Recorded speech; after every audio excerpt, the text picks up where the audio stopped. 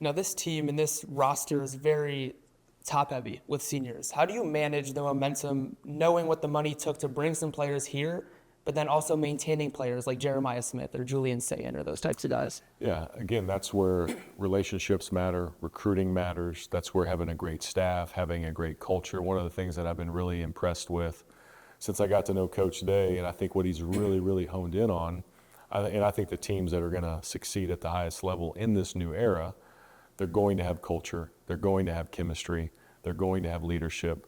Does that mean everyone will stay? Not necessarily, right? There was transfers that left the program for a variety of reasons. In this era, you're going to have that.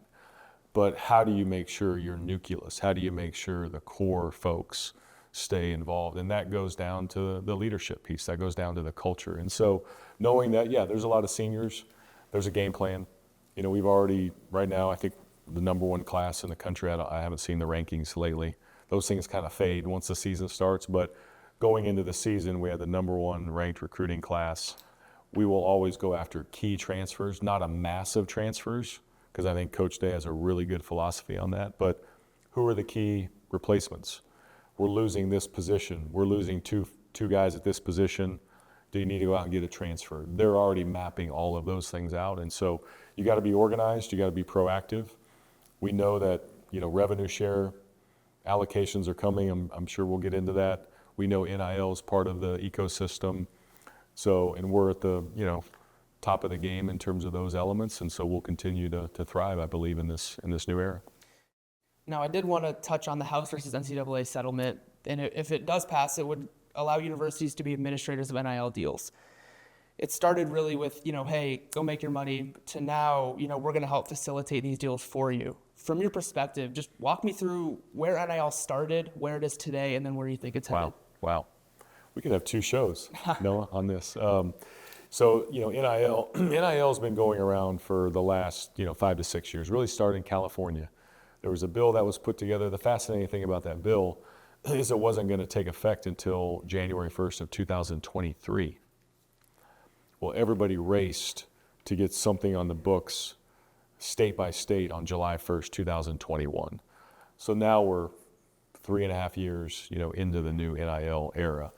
And when all this started back to 2021, the NCAA had put out some guidelines. We were going to have some guardrails. We were going to have all these parameters. Well, they backed off of that because they were worried about the legal landscape, which led to each state then creating their own NIL law. In Texas, I was a part of developing that law. Here in Ohio, Gene, his team, folks here on campus got an executive order passed through the governor's office. So every state, so that's created a patchwork of rules and maybe confusion.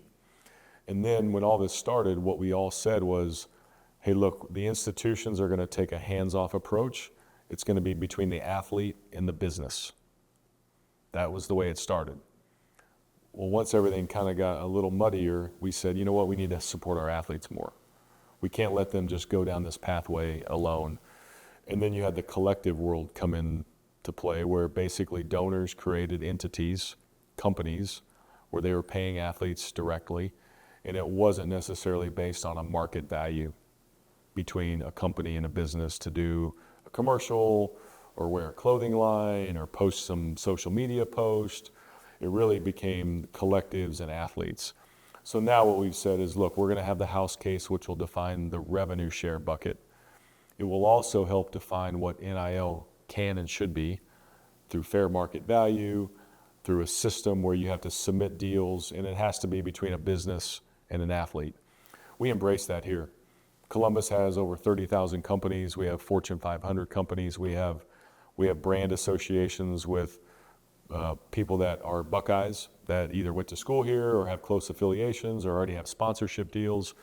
So we actually think we can really thrive in the NIL space. And to your point, we can actually be more involved in it. We can facilitate, we can arrange.